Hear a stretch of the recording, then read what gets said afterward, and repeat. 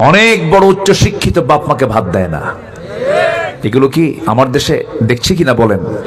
এরকম চিত্র আছে না নাই? আমরা ভালো হতে পারিনি।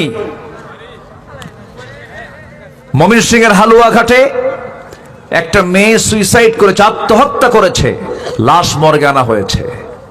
মর্গেও তার নিরাপত্তা হলো না, সেখানে ধর্ষণ করা হয়েছে।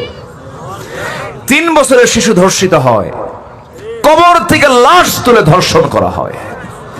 সাবেক এক পার্লামেন্টারিয়ানকে কলকাতায় নিয়ে, কালীগঞ্জের এমপি কলকাতায় নিয়ে তার লাশ টুকরো টুকরো করে, হাড়কে পৃথক করে, গোশতগুলোকে কুটে কুটে কমোডের ফ্ল্যাশে ফ্লাশ করা হয়েছে। মানুষ কত নির্মম হলে এই পাশবিক আচরণ করতে পারে? কখন? যখন তার মধ্যে নৈতিকতার শিক্ষা যখন না থাকবে, তখনই এমন চিত্র চিত্রায়িত হয়।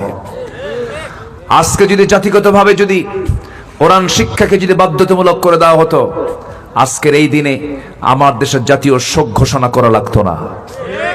শরীফ ওসমান হাদি এক মুকুটহীন সম্রাটের নাম।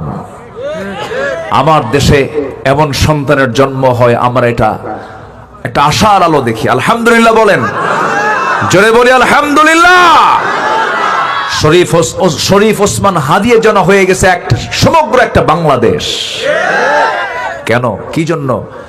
হাদি শত্রুকে চিনে দিয়েছে। আমাদের শত্রু কারা? শত্রু না চিনলে আমরা টিকতে পারবো না। আমাদের শত্রু চেনার দরকার আছে না নাই? আচ্ছা, আসুন, অনেক লম্বা কথা আছে।